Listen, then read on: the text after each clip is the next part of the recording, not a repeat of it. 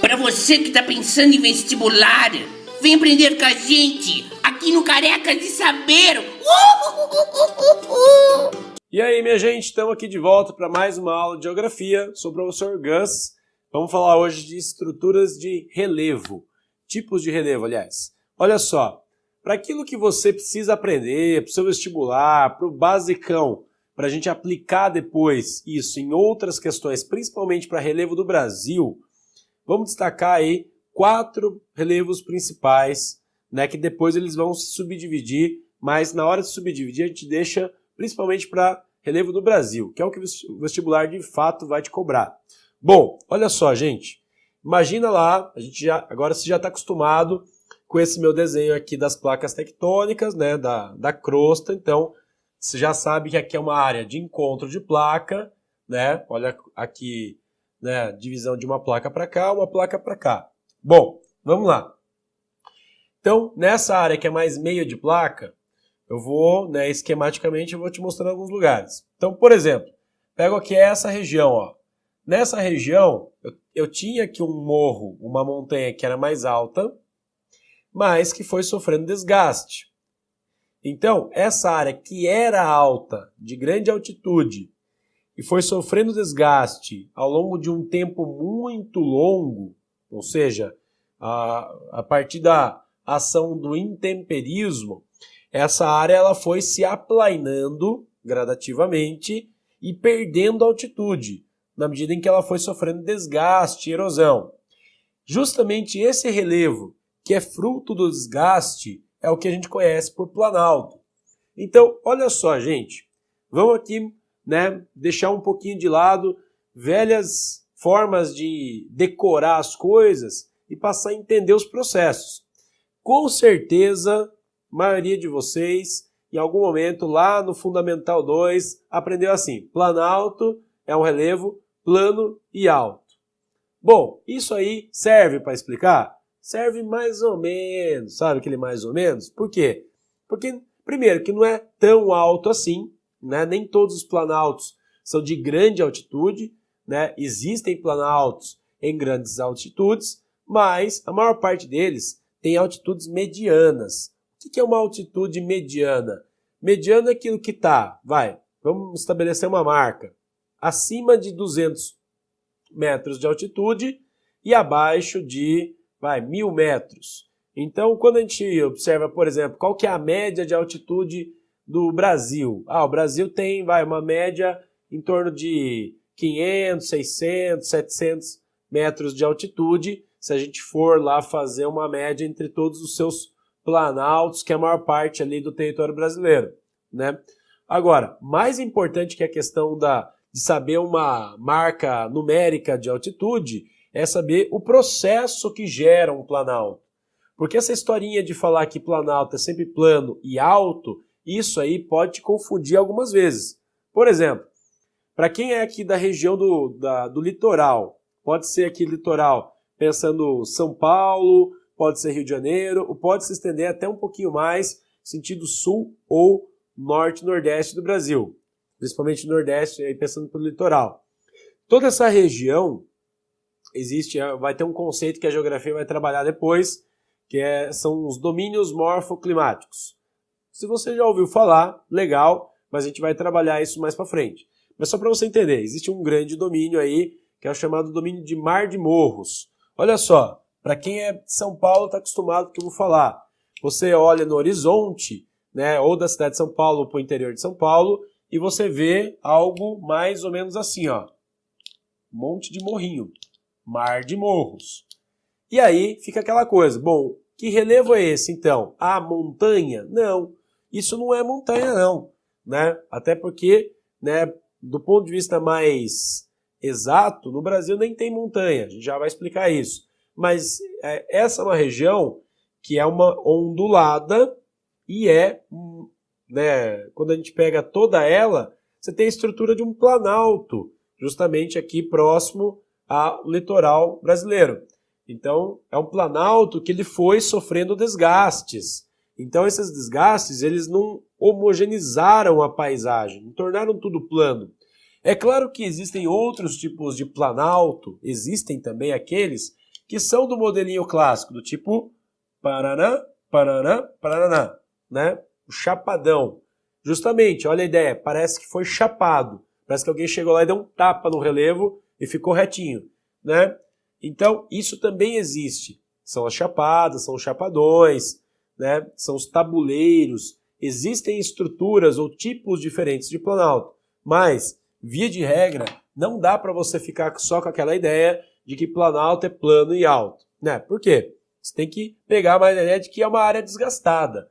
Então, provavelmente, olha só, provavelmente a maior parte dos planaltos, eles têm que tipo de composição rochosa. Olha aqui, ó, o esqueminha a gente já está acostumado. A maior parte dos planaltos, ele é o quê? Resíduo, né, de uma rocha cristalina que está ali há mais tempo e que sofreu desgaste. Tranquilo? Bom, falado isso, nas aulas que vão vir na sequência de relevo do Brasil, a gente vai ver aí os diferentes tipos de planaltos, já com um pouco mais de questão prática, né? Localizar, onde é que você tem chapada, onde é que você tem mar de morros. Depois a gente entra nos detalhes, tudo bem? Agora, planície, mesma coisa. Vamos tirar um pouco essa ideia, né, da regrinha lá do Fundamental 2. A tia lá do Fundamental 2 falou assim, olha, planície é uma área plana e baixa. Ah, planalto é plano e alto, planície é plano e baixo. Serve para o Fundamental 2, essa explicação. Para a gente aqui, vestibular, coisa e tal, você tem que saber um pouquinho mais. Então, olha só, toda planície é uma área de acumulação de sedimento. Que sedimento? Aquele mesmo que veio do planalto. Veja bem, aquele morro antigo desgastou, o sedimento rolou o morro e acumulou-se no fundo dos vales. E aí gerou o quê? Uma área de acumulação de sedimento. Então, via de regra, as planícies elas são áreas de baixas altitudes. Por isso que a tia lá do Fundamental 2 falou para você que era sempre baixo, né? Não é sempre também, porque tem planície que está em média altitude. Por quê? Significa que tem alguma coisa, né, seja algum outro relevo próximo, que é mais alto que ela, né, que se desgastou e gerou sedimentação na área que virou planície. Então percebam, o nome, né, a denominação que a gente dá, os tipos de relevo, está muito mais associado aos processos, né, que geram aquele relevo do que a uma regra básica do tipo, é plano, é tal coisa. Tudo bem? Então, olha só aqui, as áreas que eu pintei de, rosinha aqui, né, um rosa, um vermelho, sei lá, são áreas que a gente considera aqui como planície. Então, aqui perto do mar, eu tenho a planície costeira. E olha só, a planície costeira, ela não acaba onde acaba a onda ali, onde bate a onda. Por quê? Porque o processo de acumulação de sedimento, ela vai inclusive por baixo da água, para o piso, né, ali do beira-mar, né, piso oceânico, mas é próximo ali da praia. Então ali você tem uma área de acumulação de sedimento. A área que está fora do nível do mar, né, que é continental, você chama de planície costeira. Tudo bem? Ela é exatamente retinha, plana e retinha aqui? Não necessariamente. É uma área que pode ter um declive, né? Por quê? Porque o sedimento está se acomodando, mas está rolando morro abaixo. Então, há uma tendência para que as planícies sejam mais retas, mas elas têm também as suas ondulações, tudo bem? Né? A realidade, ela não é essa régua. Mesma coisa para cá. Eu tenho o sedimento que se desfez desse antigo morro, rolou o morro abaixo aqui, formou uma área de planície de encosta. Olha só, então eu tenho uma área mais plana de acumulação de sedimento nas margens de um morro mais antigo que se desgastou. Normal, beleza? Mesma coisa desse lado. Agora, olha só a outra estrutura que aparece. As depressões. Depressões são sempre áreas mais baixas que aquilo que está no seu entorno. Mas essa forma mesmo da gente aprender o que é depressão, uma área mais baixa que o entorno, ela está certa, mas ela não está plenamente certa, plenamente muito completa, a gente poderia dizer. Por quê? Porque existem dois tipos de depressão. Então, no caso aqui do desenho, percebe que a gente colocou aqui a linha do mar, né, nível do mar, e o mesmo nível está tracejado até aqui. O que aconteceu? Essa depressão ela está abaixo do nível do mar. Então, essa é uma depressão mais clássica, típica, que é a chamada depressão absoluta. Então, depressão absoluta é aquela que está sempre abaixo do nível do mar. Aí, sempre vai ter aquele cara que vai duvidar do professor. Fala assim, mas professor, se estivesse abaixo do nível do mar, ia encher d'água. Pô, pode ser que você esteja certo. Agora, como é que a água vai chegar até aí, meu irmão? Né? Tem que ver a questão assim, né?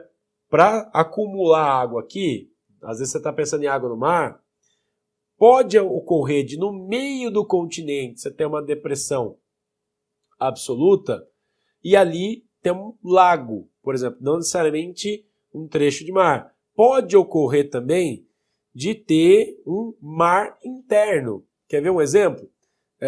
Você vai pesquisar aí sobre o Mar Cáspio, você vai pesquisar sobre, deixa eu ver, o Mar Negro. Melhor exemplo que o Mar Negro não vai ter.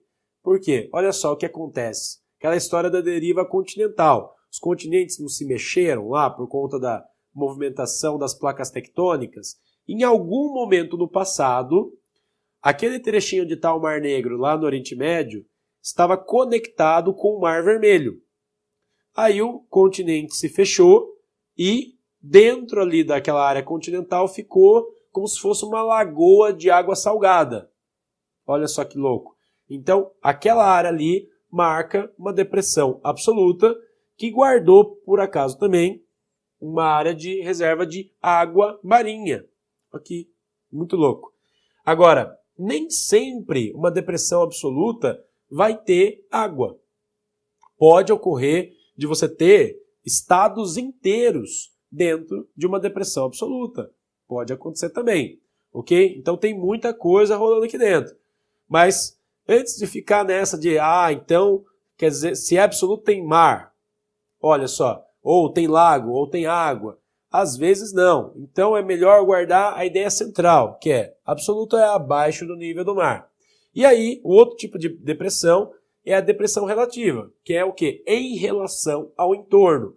Pode ter uma depressão relativa no topo de uma, de uma estrutura de planalto? Pode, tranquilamente. Como pode ter no meio também de uma planície, como pode ter, inclusive, numa área entre picos, nos vales de montanhas. Em altiplano, pode ocorrer também. Então, já vamos pegar o gancho e falar de montanha.